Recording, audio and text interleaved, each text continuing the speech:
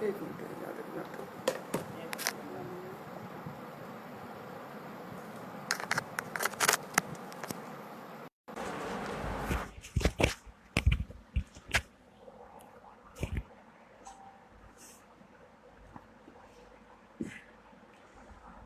ओम विश्वानि देव सवितर्दुरितानि परासुव यद्भद्रं तन्नासुव।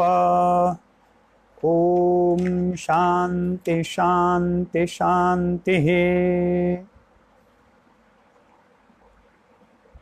योग दर्शन के 5वें सत्र में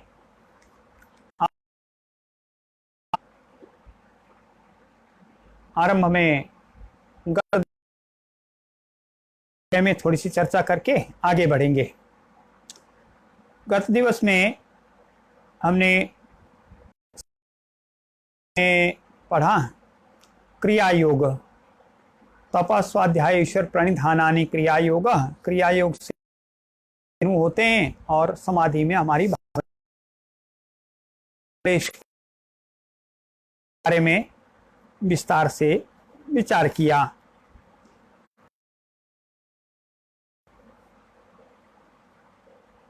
हेय क्या है, हेय हेतु क्या है, हान क्या है और हानो उपाय क्या है, ये 4 बिंदु पर हमने चर्चा की।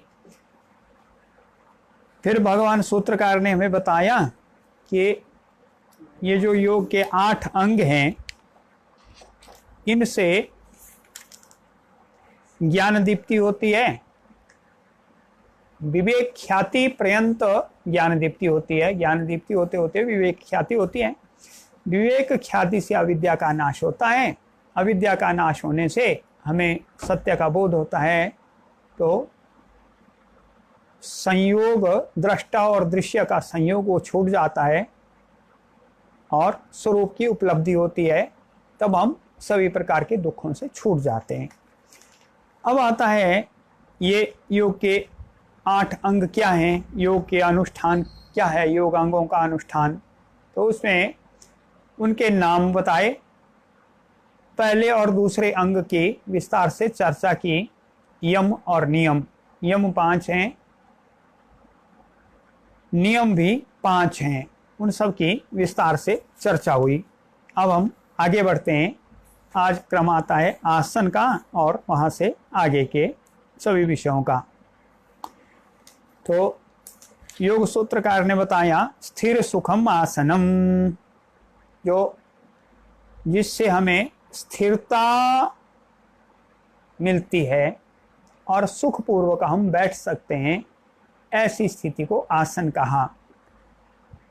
आजकल योग के बहुत सारे आसन प्रचलित हैं, ऐसा देखने में आता है, हमारे सुनने में भी आता है, दिखता भी है। बहुत सारे लोग उसका अभ्यास भी करते हैं। तो ये आसन अष्टांग योग का एक अंग है। 8 अंगों में से एक अंग आसन है, अति महत्वपूर्ण है। वास्तव में जब हम क्रियात्मक रूप से योग के अनुष्ठान में आते हैं तो सबसे प्रथम आसन का क्रम आता है। यहाँ से पहले यमों का तो है सार्वभौम महाव्रत, विश्व में अन्य सबको हमारे कारण से कठिनाई ना आए, उनको असुविधा ना हो, ये यम है। विश्व में सभी प्रकार के द्वंद्व हैं, कठिनाइयाँ हैं, उनके सहन करने की हमारी क्षमता बने, उनमें से हम व्यवस्थित रूप से अपने विषय में आगे बढ़ सकें, उसका नाम नियम है। इसके पश्चात आसन है, हमारा शरीर व्यवस्थित रहे, वो सभी प्रकार के योग अंगों का अनुष्ठान कर सके, उसके लिए शरीर का स्वस्थ रहना, व्यवस्थित रहना में अतीव महत्वपूर्ण अंग ये आसन है। जो यहाँ से आगे नहीं भी बढ़ पाते हैं, उनके लिए भी लौकिक दृष्टि से आसन अतीव महत्वपूर्ण है।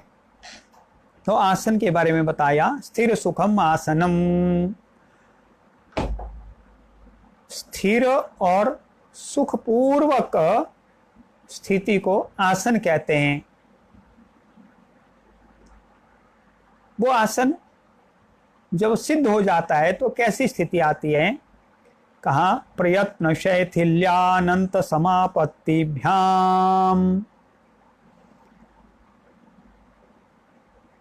धीरे धीरे हमारा अभ्यास करते करते करते करते तो फिर हमारा अनायास ही वो आसन लग जाता है, सिद्ध हो जाता है। उसमें फिर हमें प्रयत्न अधिक नहीं करना पड़ता है। तो कहाँ प्रयत्न की शिथिलता से और अनंत परमात्मा में मन लगाने से वो आसन सिद्ध होता है। ऐसे उस आसन के सिद्ध होने से क्या होता है, ये उसका फल आगे के सूत्र में बताया। ततो द्वंद्वान अभिघातः, ततः द्वंद्वात् अनभिघातः, ऐसे कहा। उस आसन के सिद्ध होने द्वंद्वों से आघात नहीं होता, अनभिघात। द्वंद्व हमारे शरीर में, हमारे मन में बाधा उत्पन्न नहीं कर पाते हैं, उनको सहन करने की हमारी क्षमता बढ़ जाती है। थोड़ा बहुत कोई ठंड हो गई या कभी अनुकूल वातावरण मिला, कभी थोड़ा प्रतिकूल वातावरण मिला, ऐसे सारे द्वंद्व रहते हैं, तो उनको हम ऐसे ही झेल जाते हैं, कैसे? आसनों के अभ्यास से। और आगे बताया अगले सूत्र में, तस्मिन् सति श्वास प्रश्वासयोर गतिविच्छेदः प्राणायामः। तस्मिन् सति, उस आसन के सिद्ध होने पर, जब वो आसन सिद्ध होता है, उस आसन की सिद्धि होती है, तो श्वास प्रश्वासयोर गतिविच्छेदः प्राणायामः। श्वास और प्रश्वास की गति को का रुक जाना, ये प्राणायाम है। गति का रुक जाना अर्थात जो उसकी स्वाभाविक स्थिति है वो ही आती है, उसमें सांस ही नहीं आएगा या बाहर नहीं निकालेंगे सांस, ऐसा नहीं है उसका अर्थ। तो वो उसके अतिरिक्त गति का रुक जाना, इस प्रकार से प्राणायाम है। प्राणायाम के बारे में आगे और बताया। तो आसन जब हमारा सिद्ध होता है, उसके पश्चात श्वास प्रश्वास की गति के अवरोध का नाम प्राणायाम है। बिना आसन की सिद्धि के प्राणायाम के का निषेध किया है, आसन सिद्धि पहले। अगले सूत्र में प्राणायाम के बारे में वर्णन किया है। क्या कहते हैं अगला सूत्र? बाह्याभ्यंतर स्तंभ वृत्तिर्देश काल संख्याभिः परिदृष्टो दीर्घ सूक्ष्मः, ऐसे कहा। तो बाह्याभ्यंतर स्तंभ वृत्ति, ऐसे 3 प्रकार के प्राणायाम का वर्णन किया। पहला बाह्य वृत्ति प्राणायाम, दूसरा आभ्यंतर वृत्ति प्राणायाम, तीसरा स्तंभ वृत्ति प्राणायाम। ऐसे ये 3 प्रकार के प्राणायाम बताए। बाह्य वृत्ति क्या है? हम जब श्वास को बाहर निकालते हैं, फिर बाहर ही उसको रोक के रखना, ये बाह्य वृत्ति है। बाह्य वृत्ति प्राणायाम, बाह्य कुंभक जिससे कहते हैं, वही बाह्य वृत्ति प्राणायाम। दूसरा आभ्यंतर वृत्ति प्राणायाम, जब हम श्वास अंदर भर लेते हैं, उसके पश्चात में लंबे समय तक उसको अंदर बनाए रखना, ये आभ्यंतर वृत्ति प्राणायाम। और तीसरा कहा स्तंभ वृत्ति प्राणायाम। ये स्तंभ वृत्ति प्राणायाम, जहाँ श्वास रुका है, जहाँ पहुँचा है, वहीं पर ही उसे रोक देना, ना बाहर है ना अंदर है, ना बाहर श्वास छोड़ना ना अंदर लेना, ये स्तंभ वृत्ति। ऐसे 3 प्रकार के प्राणायाम कहे, बाह्याभ्यंतर स्तंभ वृत्ति। अन्य क्या उसमें कहा? दीर्घ सूक्ष्म भवति, और देश काल संख्या भी परिदृष्ट, देश काल और संख्या के द्वारा देखा गया।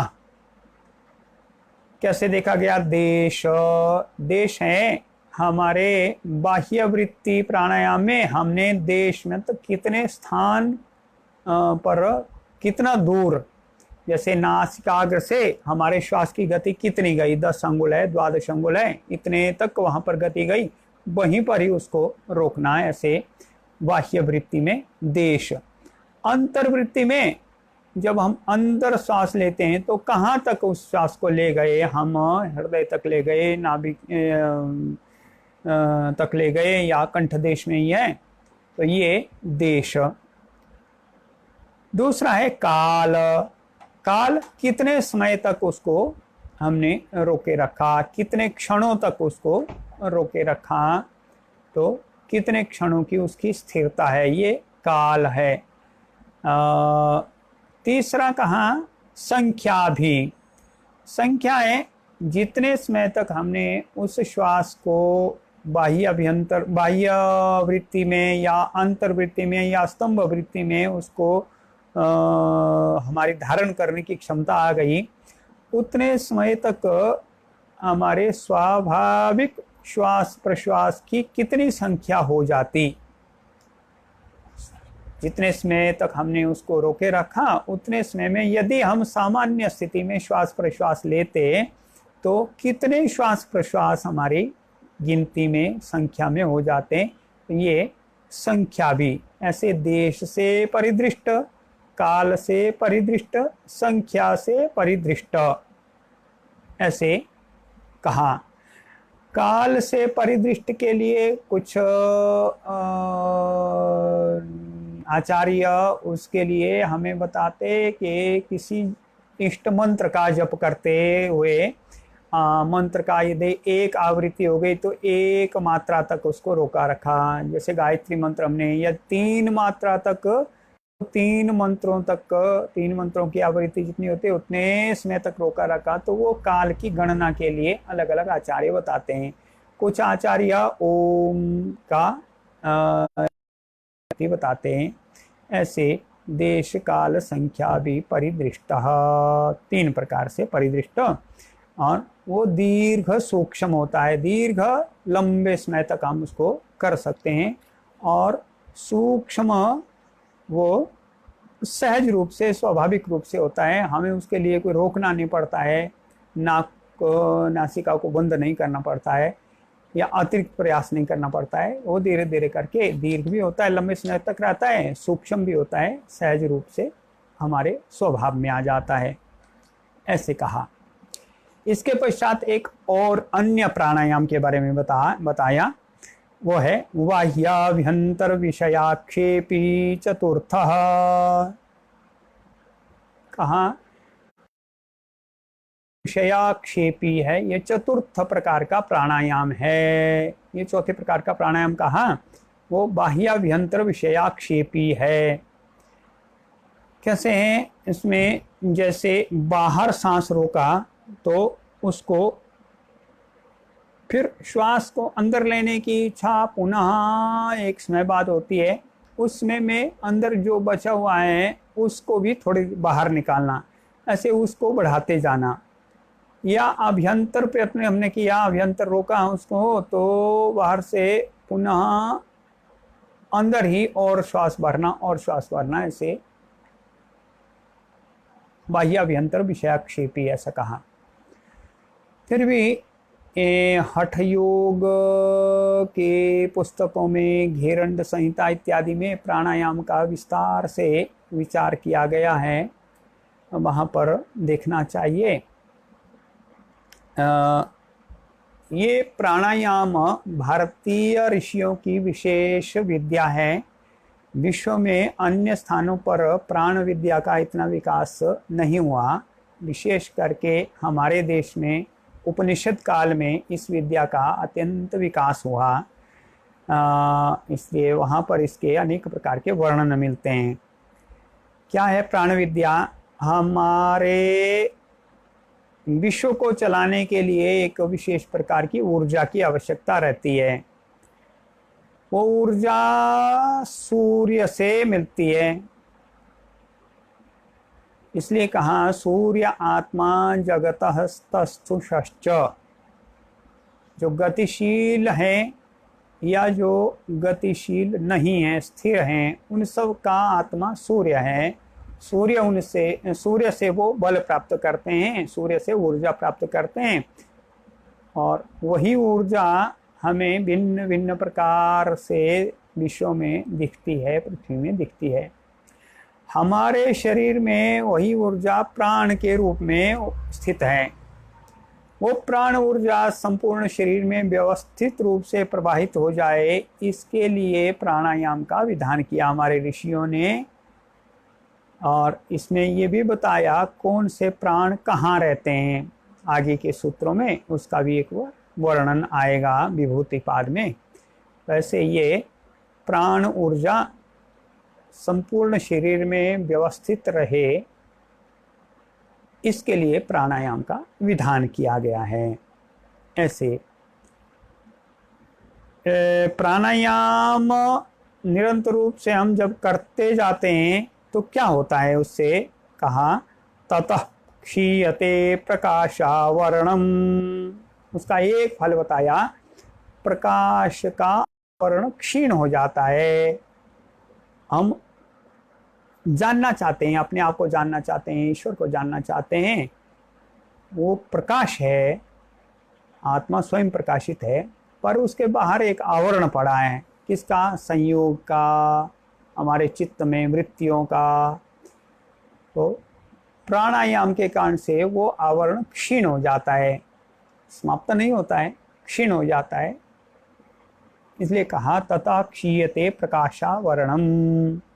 ये इसका पहला लाभ हुआ। दूसरा लाभ इसका बताया, धारणा सुच योग्यता मनसः। और मन की धारणाओं में योग्यता हो जाती है। धारणा कहते हैं चित्त का एक देश में ठहर जाना, वो धारणा है। तो ऐसे धारणाओं में मन की योग्यता हो जाती है, मन उसके लिए उसकी अर्हता हो जाती है, मन की, वो कर सकता है। अर्हता कहते हैं न्यूनतम आवश्यकता पूर्ण हो गई तो कहते हैं उसके लिए योग्य हो गया। ये जैसे 12वीं कक्षा पास कर लिया विद्यार्थी, 10वीं 11वीं 12वीं कक्षा में उत्तीर्ण हो गए, तो उत्तीर्ण होने से हम कहते हैं अब ये महाविद्यालय में प्रवेश के लिए योग्य हो गए, महाविद्यालय में जा सकते हैं। जाना शुरू नहीं किया, वहाँ पर उसका प्रवेश अभी नहीं हुआ, पर महाविद्यालय में प्रवेश लेने की योग्यता उसकी हो गई, वो जा सकते हैं वहाँ पर। वैसे कहा जब प्राणायाम का अभ्यास अच्छा हो जाता है, सिद्ध हो जाता है वो प्राणायाम, तो उसके दो फल बताए। एक तो प्रकाश का आवरण क्षीण हो जाता है, दूसरा धारणाओं में उसकी योग्यता हो जाती है, वो धारणा कर सकता है। ऐसे धारणा का विषय तो और आगे आएगा। अब आसन प्राणायाम के पश्चात प्रत्याहार का विषय बताया। प्रत्याहार के बारे में भगवान सूत्रकार कहते हैं, स्वविषया संप्रयोगे चित्त स्वरूपानुकार इव इंद्रियाणाम प्रत्याहारः। प्रत्याहार क्या है ये बताया। इंद्रियाणाम चित्त स्वरूपानुकार इव। इंद्रियां बाहरी विषयों में ही लगी होती हैं। जब क्रिया योग का अभ्यास करते हैं, हम यम नियम का अभ्यास करते हैं, आसन का अभ्यास करते हैं, प्राणायाम का अभ्यास करते हैं, तो हमारी योग्यता योग के लिए बढ़ जाती है। हम योग करने के लिए योग्य बनते जाते हैं। तो प्रत्याहार कहते इंद्रियों का अपने विषयों से हट जाना और चित्त के स्वरूप के जैसा हो जाना। इंद्रियां बाहर के विषयों से हट जाती हैं। स्विषय असंप्रयोग भवति, अपने विषयों से असंपृक्त हो जाती हैं, उनके साथ में लगी हुई नहीं रहती इंद्रियां, तो स्विषय असंप्रयोग हो जाता है। तो क्या हो जाता है फिर? कहा चित्त के स्वरूप का अनुकरण करती हैं। चित्त का जो स्वरूप है, निर्मल स्वरूप है, उसका अनुकरण करती हैं इंद्रियां। हम अंदर की ओर देखना शुरू करती हैं, बाहर की ओर से उनकी बहिर्मुख वृत्ति वो अंतर्मुख वृत्ति हो जाती है, इसलिए इसका नाम प्रत्याहार कहा। अन्य आचार्य जो व्याकरण के विद्वान हैं वो इसे एक और रूप में भी और प्रकार से भी कहते हैं। वो कहते हैं प्रत्याहरण इंद्रियानाम, इंद्रियों का वापस लाना। इंद्रियां बाहर की ओर हैं, उनके मुख बाहर की ओर हैं, तो उनको अपने अंदर की ओर लाना। वास्तविकता क्या है हमारी, तो वही उनको वापस ले आना, बाहर के विषयों से हटाकर अंदर की ओर देखने का नाम ये प्रत्याहार है। ऐसे प्रत्याहार प्रत्याहार का लाभ अगले सूत्र में बताया। ततः परमावश्यतेन्द्रियाणाम, ततः उससे, किससे? प्रत्याहार से होती है क्या? इंद्रियों की परम वश्यता, इंद्रियां हमारे वश में आ जाती हैं, परम वश में आ जाती हैं। इंद्रियां हम जहाँ चाहें वहाँ उनको योजित कर सकते हैं, ये वश्यता है। ऐसे प्रत्याहार का लाभ बताया। तथा परमा वश्यता इंद्रियाणाम, उसके द्वारा इंद्रियों की परम वश्यता हो जाती है। ऐसे करके साधन पाद में योग के 5 अंगों का वर्णन भगवान सूत्रकार ने किया। यम, नियम, आसन, प्राणायाम, प्रत्याहार, ऐसे 5 प्रकार के साधन का वर्णन किया। आगे जब हम सूत्र में पढ़ेंगे तो बताया ये 5 बहिरंग हैं, बहिरंग साधन, बाहरी साधन है। बाहरी साधन कैसे? शरीर के बाहर ही इनका एक, शरीर के नहीं, चित्त के बाहर इनका उपयोग होता है। तो जैसे यमों का, नियमों का, आसनों का, प्राणायाम का, प्रत्याहार का, तो कहाँ? चित्त से बाहर इनका प्रयोग होता है। योग के अनुष्ठान में ये अत्यंत सहायक हैं, पर बहिरंग साधन है। आगे विभूति पाद की चर्चा आरंभ करते। तीसरा पाद योग दर्शन में विभूति पाद है। इसमें आरंभ में 3 अंगों का वर्णन किया और ये तीनों का, इन तीनों का सामूहिक नाम संयम, संयम ऐसा बोला। उसके पश्चात दिखाया किस किस में संयम करने से क्या क्या फल प्राप्त होता है। ऐसे अनेक प्रकार के विभूतियों का वर्णन किया। नियमित रूप से योग जो करते हैं उन्हें कैसी कैसी विभूतियाँ मिलती हैं, प्राप्त होती हैं, सिद्धियाँ प्राप्त होती हैं, इसका वर्णन किया इस पाद में। इसलिए इस पाद का नाम विभूति पाद कहा। तो इसका आरंभ करते हैं। विभूति पाद का प्रथम सूत्र है देशबन्धश्चित्तस्य धारणा। चित्तस्य, चित्त का किसी एक देश में बद्ध हो जाना, किसी एक विषय में चित्त को लगाना, इसका नाम धारणा है।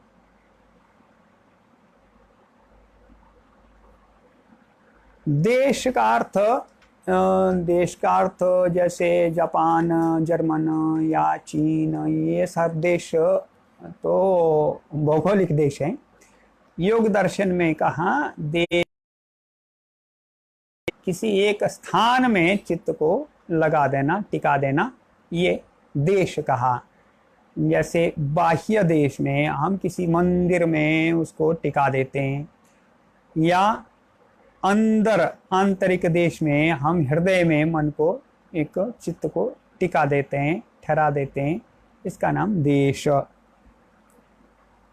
अगले सूत्र में ध्यान के बारे में बताया। तत्र प्रत्ययेकतानता ध्यानम। प्रत्यय के विषय में पहले भी हमने चर्चा की। प्रत्यय कहते हैं जो हमारे चित्त में निश्चयात्मक बुद्धि बन जाती है, उसका नाम प्रत्यय। हमने बाहर देखा, शास्त्रों से पढ़ा, आप्तजनों से सुना या अनुमान किया, इन सब के कारण से हमारे चित्त में एक छवि बन जाती है, एक निश्चय हो जाता है, बुद्धि में एक निश्चयात्मक बुद्धि होती है, उसका नाम प्रत्यय। तो कहते हैं जब हम धारणा करते हैं वहाँ तो चित्त को एक देश में लगा दिया। तत्र प्रत्यय एकतानता ध्यानम, वहाँ एकतानता प्रत्यय,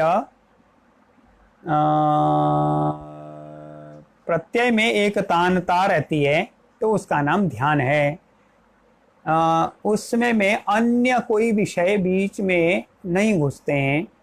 जिस विषय का हम ध्यान कर रहे हैं उसी का ही ज्ञान रहता है, तो ये प्रत्यय में एकतानता है। अन्य सब वृत्तियां उसमें में वहाँ पर उपस्थित नहीं होती हैं, बाधा खड़ी नहीं करती हैं। उसमें में जिसका हम जिस यहाँ पर हमने मन की धारणा की, चित्त की, उसी के बारे में ही ज्ञान रहता है, और वही एक प्रत्यय, वही एक निश्चयात्मक छवि हमारे चित्त में बनती है, उसका नाम ध्यान कहा, एकतानता। अगले सूत्र में इससे और उसमें क्या बताया? तदेवार्थमात्र निर्भासम स्वरूप शून्यमिव समाधि।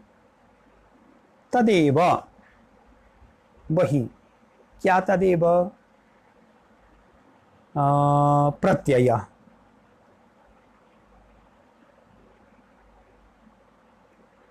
एक ही प्रत्यय रहा, तो वही एक प्रत्यय रहा, वही एक निश्चयात्मक हमारी बुद्धि में छवि बन गई। उसमें कहा अगले सूत्र में, यदि वो अर्थमात्र रहती है, ध्येय मात्र की ही प्रतीति होती है, स्वरूप शून्यमिव, तो उसका स्वरूप में भी शून्यता, वो कैसा है ध्येय, वो भी हमारे मन से शून्यता हो जाती है। केवल उसका अर्थमात्र आभासित रहता है। इस स्थिति का नाम समाधि बताया। केवल ध्येय मात्र की प्रतीति होती है और चित्त का निज स्वरूप शून्य सा हो जाता है, तब वही ध्यान समाधि हो जाता है।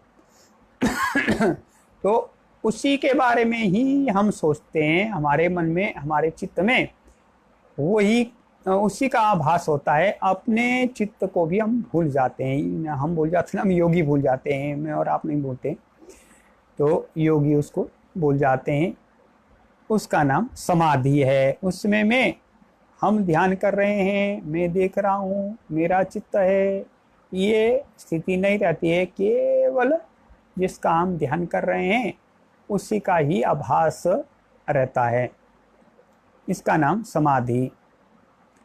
अगले सूत्र में संयम का वर्णन किया। त्रयमेकत्र संयमः,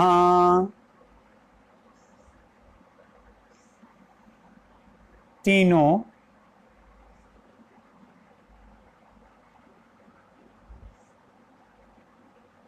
एक ही विषय में रहते हैं, जब तीनों एकत्र होते हैं तो उसका नाम संयम है। एकत्र होते कैसे? जहाँ पर हमने चित्त को ठहरा लिया, जिस देश में जिसका हमने ध्यान किया, ध्यान कर रहे हैं, प्रत्यय की एकतानता हो गई, धीरे धीरे करके केवल उसका ही चिंतन रहा, अपने आप को भी भूल गए। तो जहाँ ये तीनों एकत्र हो गए तो इन तीनों का नाम, एकत्र होने का नाम, एकत्र तीनों का नाम संयम है। ऐसे कहा त्रयम एकत्र संयम। अगले सूत्र में उस संयम प्राप्ति का फल बताया। तज्जयात प्रज्ञालोकः, तत् जयात, उसके जय करने से, जय करना का अर्थ है उसमें सिद्ध होना, उसमें जब हमारी स्थिति सिद्ध हो जाती है उससे प्रज्ञालोकः, प्रज्ञा का आलोक होता है। हमारी बुद्धि में एक विशेष प्रकार का आलोक होता है, एक उसमें प्रकाश हो जाता है, उजाला हो जाता है। तो ये कैसे होता है? जब हम धारणा, ध्यान, समाधि करते हैं। तो तज्जयात प्रज्ञालोकः। तस्य भूमिषु विनियोगः, उसका भूमियों में विनियोग करना चाहिए।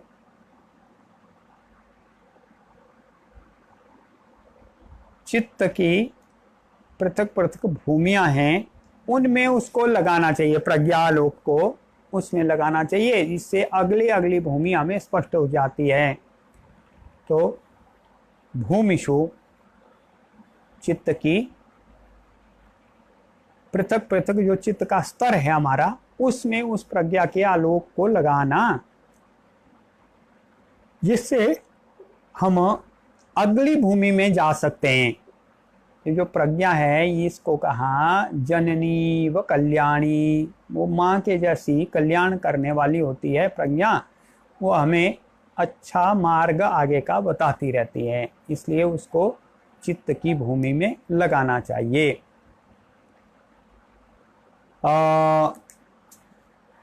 पुनरपि हम दो सूत्र पहले से संबंध जोड़ते हैं। त्रयम एकत्र संयमा कहा, उसका संबंध अगले इस सूत्र में भी आया।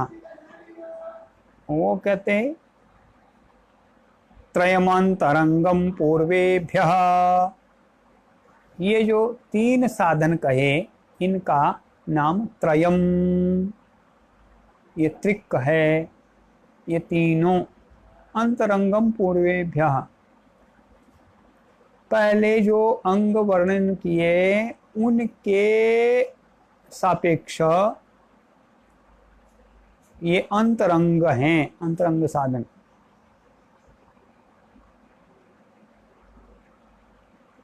त्रयमंतरंगम पूर्वेभ्यः, ये पहले वाले अंगों की अपेक्षा अंतरंग साधन है। पहले 5 साधन बताए, वो बहिरंग साधन, ऐसे अंतरंगम। अगले सूत्र में कहा तदपि बहिरंगम निर्बीजस्य, ये भी निर्बीज समाधि के तो बहिरंग हैं। निर्बीज समाधि तक इनके द्वारा पहुंचते हैं, निर्बीज समाधि के पश्चात की जो यात्रा है वो इनके बिना ही करनी पड़ती है। ऐसे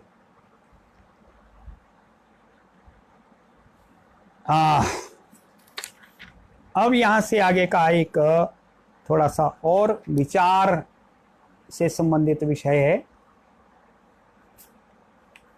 फिर से हम सांख्य के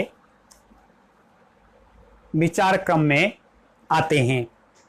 सांख्य के विचार क्रम में बताया मूल प्रकृति से महत तत्व हुआ, महत तत्व से अहंकार हुआ, अहंकार से एक पक्ष में भूत सर्ग हुआ, पंच महाभूत तक पहुंचे। दूसरे सर्ग में इंद्रियां और मन ये बने, तो इससे कहते हैं परिणाम। योग और सांख्य में परिणाम एक विशिष्ट शब्द है। सामान्य बातचीत में तो हम कहते हैं कोई कार्य किया और उसका जो फल प्राप्ति हुई उसे परिणाम कहते हैं। जो फल प्राप्ति हुई इस कार्य की तो ये परिणाम हो गया। जैसे बहुत अच्छे प्रकार से अध्ययन किया तो हमारे बच्चों ने अच्छा अध्ययन किया, उसने परीक्षा बहुत अच्छे ढंग से लिखी, उसका परिणाम बहुत अच्छा आया। क्या अच्छा आया? उसे तो 95% अंक मिल गए, 90% अंक मिल गए। तो ऐसे ये परिणाम आया। पर यहाँ सांख्य में, योग में परिणाम एक अलग प्रकार से कहा। परिणाम का अर्थ है वस्तु का एक अगला रूप परिवर्तन हो जाना। जैसे प्रकृति है, वहां पर तीनों गुण वो सम परिणाम वाले हैं। सम परिणाम आपस में वो बदलते रहते हैं, और उसका विषम परिणाम जब उनमें विषमता हो जाती है, तीनों गुण समान नहीं रहते, सम अवस्था में नहीं रहते हैं, उनमें विषमता पैदा हो जाती है, तो वो महत्त्व बन गया। महत्त्व से अन्य उसमें कुछ परिणमन हो जाता है तो अहंकार हो गया। अहंकार के परिणाम हो गए पंच महाभूत, और अहंकार के ही परिणाम हो गया इंद्रियां, मन। ऐसे ये परिणाम हो गए। पर ये विश्व है, इसमें परिणाम होता रहता है, निरंतर रूप से परिणमनशील है। एक तो वो परिणाम है, दूसरा परिणाम वहां तक तो हो गया, पर अब प्रश्न आता है कि जो हमारा चित्त है उसमें तीनों गुण हैं, उसमें भी परिणाम होता है क्या? वो चित्त से कोई और तत्व बनता है? तो कहा कि नहीं, उससे अन्य तत्व नहीं बनता है। या महाभूत हैं, जैसे पत्थर है, उसका भी कोई परिणाम होता है, वो बदल जाता है। तो कहा कि उससे अन्य महाभूत तो पैदा नहीं होते हैं, पर उसी के अंतर्गत ही परिणाम होता रहता है। ऐसे महाभूतों में भी, भूत जगत में भी परिणाम होता रहता है, और चित्त में भी परिणाम होता रहता है। पर चित्त तो चित्त ही रहता है, उसका कोई अन्य परिणाम नहीं हो जाता है। जैसे महत्त्व का परिणाम अहंकार हो गया, एक नए रूप में वो हमारे सामने आ गया। उसमें भी गुण है, इसमें भी गुण है, तीनों गुण। अहंकार से इंद्रियां हो गई, मन हो गया, और अहंकार से ही 5 तन्मात्राएं हो गई। तो ऐसे ये विषम परिणाम होते गए। पर अंत में जो वैश्विक स्तर पर, जो बृहत स्तर पर, समष्टि स्तर पर जो परिणाम होने, वो तो यहाँ तक हो गए। अब उन्हीं में परिणाम होते हैं कुछ। तो क्या परिणाम होते हैं? 2 प्रकार से योग दर्शन में इन परिणामों के बारे में चर्चा की। एक तो चित्त में क्या परिणाम होते हैं, और दूसरे महाभूतों में। इनको हम क्रम से थोड़ा अभ्यास करेंगे। तो चित्त में जो परिणाम होते हैं उनके बारे में वर्णन किया। इसके 3 प्रकार के परिणाम चित्त के बताए। एक तो निरोध परिणाम, दूसरा समाधि परिणाम, तीसरा एकाग्रता परिणाम। निरोध परिणाम, समाधि परिणाम, एकाग्रता परिणाम। क्या है निरोध परिणाम?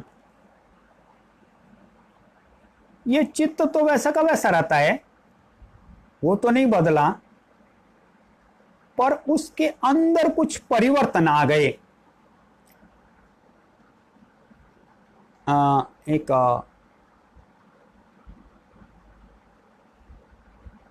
उसके स्वभाव में परिवर्तन आ गया। ऐसे क्रम से उनको थोड़ा और सूत्रकार हमें क्या बता रहे हैं ये जानने का प्रयत्न करते हैं। सामान्य दशा में हमारा चित्त व्युत्थान अवस्था में है, व्युत्थान चित्त ऐसे कह सकते हैं उसे। वो व्युत्थित है, विश्व के विषयों में, सांसारिक विषयों में वो लगा हुआ रहता है, वृत्तियों के अनुसार उसका आचरण होता रहता है, इसलिए व्युत्थान अवस्था उसकी है। उसमें कहा, सूत्र में कहा, व्युत्थान निरोध संस्कारयोर अभिभव प्रादुर्भाव निरोध क्षण चित्तान्वयो निरोध परिणाम।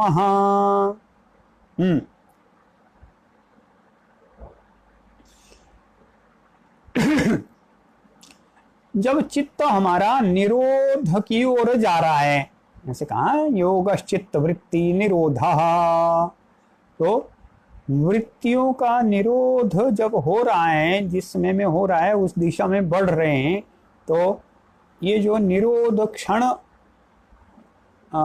है, निरोध का समय है, उसमें में क्या हो रहा है, वहां पर वहां क्या होता रहता है चित्त में। तो उसके कहा दो काम होते रहते हैं। एक कार्य है व्युत्थान संस्कार का अभिभव होता है, वो उनकी हार होती जाती है, वो पराजित होते रहते हैं। व्युत्थान संस्कार अभिभव दबते चले जाते हैं। और निरोध संस्कार यो प्रादुर्भाव, निरोध संस्कार वो बढ़ते जाते हैं, उनका वृद्धि होती रहती है, बढ़त होती रहती है। किसमें में निरोध काल में जो स्थिति आती है, निरोध क्षण चित्त, चित्त जब निरोध अवस्था की ओर बढ़ रहा है, उस समय में व्युत्थान के संस्कार दबते चले जाते हैं और निरोध के संस्कार वो उठते चले जाते हैं। ऐसे दोनों काम साथ के साथ चलते जाते हैं। वो परिणाम चित्त में होता है, उसको कहा निरोध परिणाम। व्युत्थान के संस्कार दबते जाते हैं, निरोध के संस्कार बढ़ते जाते हैं, वो चित्त का हुआ निरोध परिणाम। आगे कहा, इसी निरोध परिणाम से संबंधित ही सूत्र कहा, तस्य प्रशांत वाहिता संस्कारात्।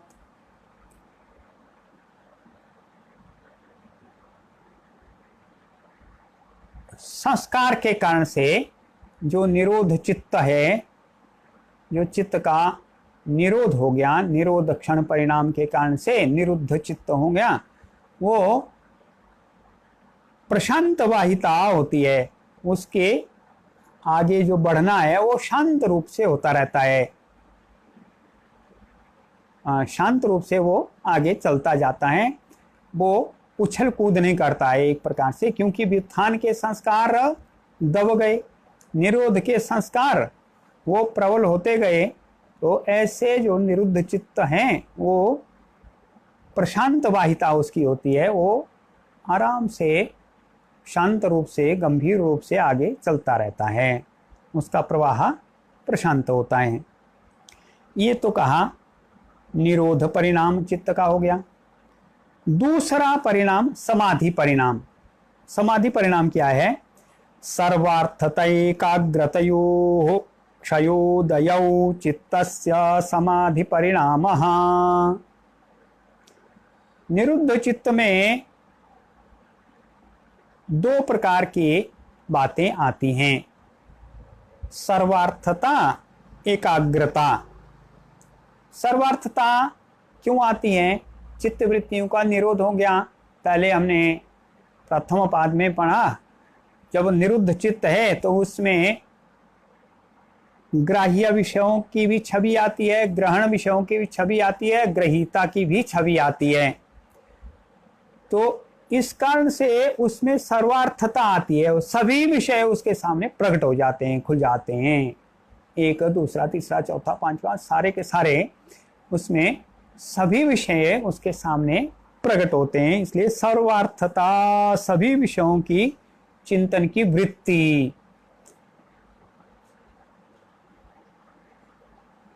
तो निरुद्ध चित्त है, निरोध संस्कार, निरोध परिणाम के पश्चात वो समाधि परिणाम की ओर चित्त चलता हमारा।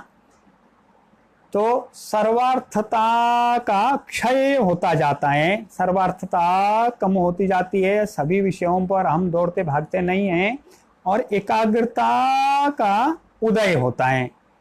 चित्त में जो समाधि परिणाम है उस अवस्था में सर्वार्थता का क्षय और एकाग्रता का उदय होता जाता है, ऐसे कहा समाधि परिणाम। तीसरा कहा ततः पुनः शांतोदितौ तुल्य प्रत्ययो चित्तस्य एकाग्रता परिणामः। अब समाधि परिणाम हो गया, इसके पश्चात का चित्त का एकाग्रता परिणाम होता है। एकाग्रता परिणाम में क्या होता है चित्त में? तो तुल्य प्रत्यय, जो तुल्य प्रत्यय होते हैं, कैसे? एकाग्रता के कारण से जहां पर हमने संयम किया उसके ज्ञान का एक संस्कार बनता जाता है, प्रत्यय होता है। वो संस्कार का प्रत्यय एक रेखा के जैसा नहीं होता है, वो तुल्य प्रत्यय एक बार में वो हो जाता है, धीरे धीरे करके वो नीचे आता है, फिर उसी के जैसा दूसरा प्रत्यय आता है, वो भी ऐसे निरंतर रूप से प्रवाह उनका बना रहता है। कैसे? शांतोदितो तुल्य प्रत्ययो, शांत होते जाते हैं, उदित होते जाते हैं, धीरे धीरे करके वो हमारा स्तर बढ़ाते रहते हैं ज्ञान का, पर ज्ञान के वो प्रत्यय, ज्ञान के वो संस्कार वहाँ पर निरंतर रूप से होते जाते हैं। ये चित्त का एकाग्रता परिणाम है। ऐसे चित्त में 3 परिणाम कहे। प्रथम परिणाम निरोध परिणाम, उसमें क्या रहता है? व्युत्थान के संस्कार दबते जाते हैं, एकाग्रता के संस्कार उभरते जाते हैं। दूसरा परिणाम समाधि परिणाम, उसमें सर्वार्थता के परिणाम, सर्वार्थता के संस्कार वो क्षीण होते जाते हैं और एकाग्रता के संस्कार वो उदित होते जाते हैं, पैदा होते जाते हैं। ये समाधि परिणाम। फिर एकाग्रता परिणाम है, उसमें एक समान प्रत्यय हैं, वो पुनः पुनः उदित होते आते हैं, उठते हैं, शांत होते हैं, फिर उठते हैं, शांत होते हैं, फिर उठते हैं, शांत होते हैं, उठते हैं, शांत होते हैं, और यही क्रम आगे आगे आगे आगे हमारा बढ़ता रहता है।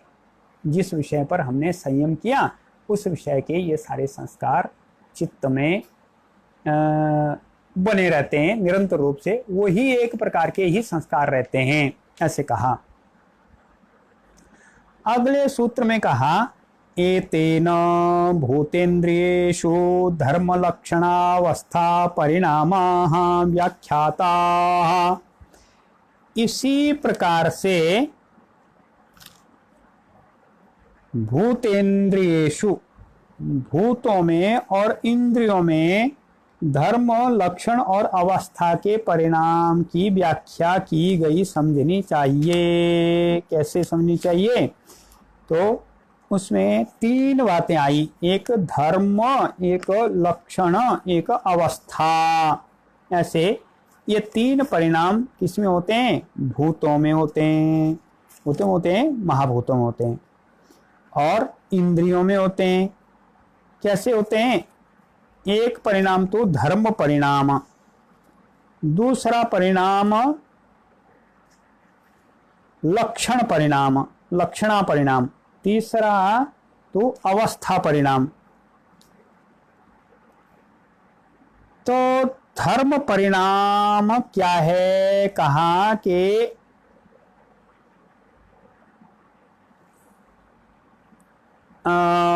पूर्व धर्म निवृत्तौ धर्मांतरापत्ति धर्म परिणाम। जो पूर्व धर्म है उसकी निवृत्ति हो गई और धर्मांतरापत्ति हो गई। जैसे दूध है, मूल तत्व तो वही का वही रहे, पर जब वो जम गया, दही बन गया, तो उसका धर्म परिणाम हो गया। क्यों हो गया? पहले उसका धर्म दूध का था, वो अलग प्रकार से था, बाद में वो दही बन गया तो अलग प्रकार हो गया।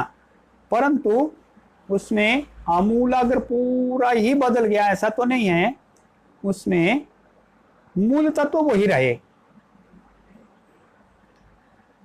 प्रोटीन उसमें रहे, फैट्स उसमें रहे, और उसमें जलीय अंश रहा, उसमें जितना कार्बोहाइड्रेट्स हैं वो रहे। तो इसलिए ये उसको कहा, ये उसका धर्म परिणाम है, ये धर्म परिणाम। दूसरा परिणाम है लक्षण परिणाम।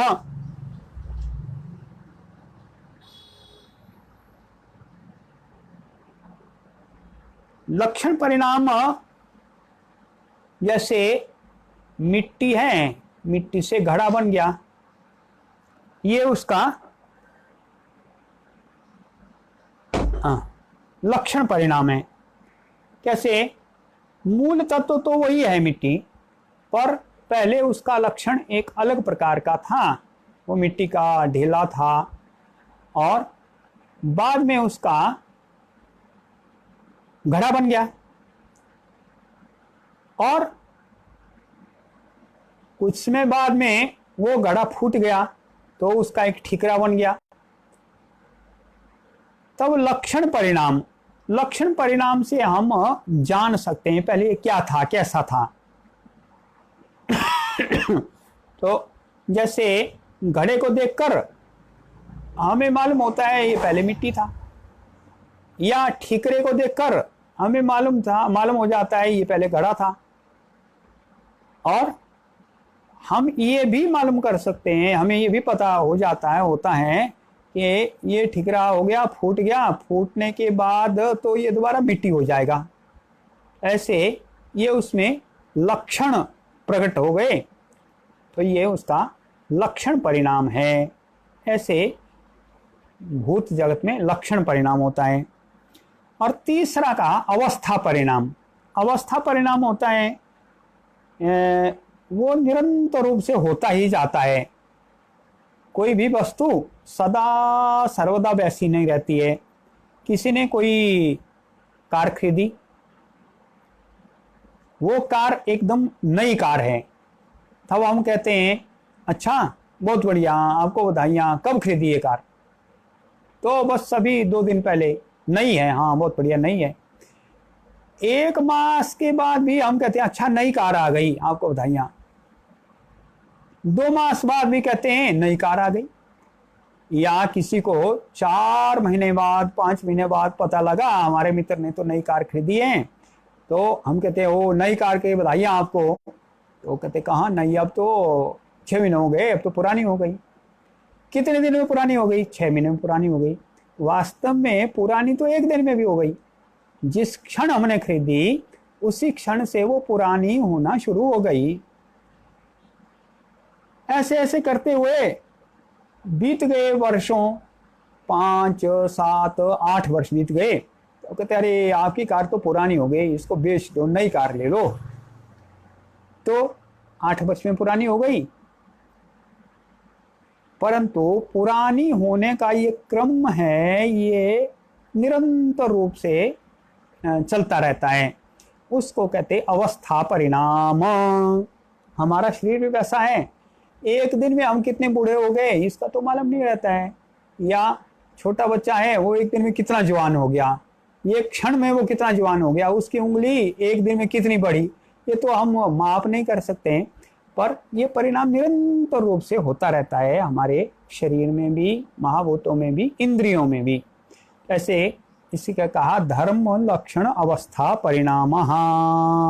ऐसे कहा। धर्म, लक्षण और अवस्था परिणाम ये होते रहते हैं। आगे के सूत्र में इसी विषय को एक अन्य प्रकार से कहा। जो विषय चर्चा में आया वही विषय कहा गया है। शांतोदिता व्यपदेश्य धर्मानुपाति धर्मी। उसमें शांत, उदित और अव्यपदेश्य धर्म में जो बना रहता है उसको धर्मी कहते हैं। जैसे मेरा शरीर है तो एक 50 वर्ष पहले तो छोटा सा शरीर था, बच्चा था, और आज ये तो अब 60 वर्ष का हो गया, या अगले 50 साल बाद में ये शरीर ही नहीं रहेगा, या 50 साल बाद मान लो 40 साल है, 50 वर्ष है, 60 है, 70 है, कितना भी, कभी तो ऐसी स्थिति आएगी ये शरीर नहीं रहेगा। परंतु निरंतर रूप से बाल्यावस्था से मृत्यु पर्यंत जो इसमें बना रहता है वो धर्मी है। उसके धर्म बदलता रहता है, उसके लक्षण बदलते रहते हैं, वो परिणाम होता रहता है उसमें, पर वो वैसे का वैसा ही रहता है। जैसे मिट्टी है, उससे घड़ा बन गया, उससे ठिकरा बन गया फूट फाट कर, तो मिट्टी तो उसमें बनी ही रहती है, मिट्टी का कुछ और हो गया ऐसा तो नहीं है, मिट्टी तो वैसे ही रही, फिर दोबारा ठिकरा फूट कर फिर वो मिट्टी बन जाएगी दोबारा से। तो ऐसे कहा जो उसमें शांत, उदित और भविष्य काल में आने वाले धर्म हैं, उनमें जो बना रहता है उसको धर्मी कहते हैं। ऐसे अगला सूत्र एक विशेष प्रकार का सूत्र है, वो कहते हैं क्रमान्वयत्वं परिणाम अन्यत्वे हेतु हो। हम देखते हैं परिणाम भिन्न भिन्न भिन्न भिन्न भिन्न आते हैं, तो ये क्यों आते हैं? क्योंकि तो एक ही आना चाहिए। जब एक वस्तु का ही परिवर्तन हुआ तो उसके परिणाम ये सभी मिट्टी से तो घड़े ही घड़े बनना चाहिए, नहीं तो घटे तो ईंट भी बन जाती है। तो कहते हैं कि उसमें अन्य क्रम हमने अपनाया तो उसका अन्य परिणाम आ गया। समान क्रम तो नहीं अपनाया, उसमें अन्य क्रम अपनाया तो अन्य परिणाम आ गया। ऐसे परिणाम अन्यत्वे क्रमान्यत्वम हेतु। फिर भी इसकी व्याख्या कुछ इससे आगे भी वो विषय आचार्य क्या कहते हैं इसका और अध्ययन करने की आवश्यकता ऐसी लगती है इस सूत्र की। ठीक है, हम आगे बढ़ते हैं। आगे ये हमने 3 प्रकार के परिणाम की चर्चा की, चित्त के परिणाम और भूतेंद्रियों के परिणाम 3 प्रकार के रहते हैं। आगे कहा परिणाम त्रय संयमादतीता नागत ज्ञानम। यदि तीनों प्रकार के परिणाम में हम संयम करते हैं, योगी संयम करता है, हम तो बातचीत में ये आता है कि हम संयम करते हैं, हम तो योगी नहीं हैं, पर जब संयम करते हैं, योगी संयम करते हैं, योग मार्ग में जो आगे बढ़ रहे हैं वो लोग इसमें तीनों प्रकार के परिणामों में संयम करते हैं तो अतीत अनागत ज्ञान हो जाता है। अतीत पहले क्या था और आगे क्या होने वाला है इसका ज्ञान हो जाता है। सभी प्रकार से संयम करते हैं। हम तो छोटी छोटी वस्तुओं में ही संयम कर सकते हैं। जैसे हम संयम कर सकते हैं, मान लो दूध में हमने थोड़ा इसके विषय में सोचा तो अरे ये सब तो अब दही बन गया, पहले तो ये दूध था, कल को इसको मथ कर इसमें से मक्खन निकालेंगे, ठीक है, हमारा संयम तो इतने तक आया। या हमने संयम किया, ये तो घड़ा है, पहले तो ये मिट्टी था और आगे ये फूट जाएगा, ठीकरा हो जाएगा, फिर दोबारा और आगे हो जाएगा, मिट्टी हो जाएगा। तो हमारा संयम जो सामान्य वस्तुओं में है वो यहाँ तक है, तो हमें भी ज्ञान हो जाता है। किसका? अतीत अनागत का ज्ञान, पहले क्या था बाद में क्या होगा इसका। पर योगी अत्यंत सूक्ष्म विषयों में भी संयम कर सकते हैं, इसलिए उनको अत्यधिक ज्ञान हमारे सामान्य ज्ञान से परिमाण में बहुत अधिक ज्ञान हो जाता है। अतीत और अनागत का ज्ञान उनको हो जाता है तीनों में संयम करने से। आगे इस पाद में, विभूति पाद में निरंतर रूप से आगे विभूतियों का वर्णन किया गया है, उसकी चर्चा कल के सत्र में करेंगे। आज इतना ही करके विराम लेते हैं। मंत्र बोलता हूँ। ओम सर्वे भवन्तु सुखिनः, सर्वे सन्तु निरामया, सर्वे भद्राणि पश्यन्तु मा कश्चित् दुःखभाग् भवेत्। ओम शांति शांति शांति।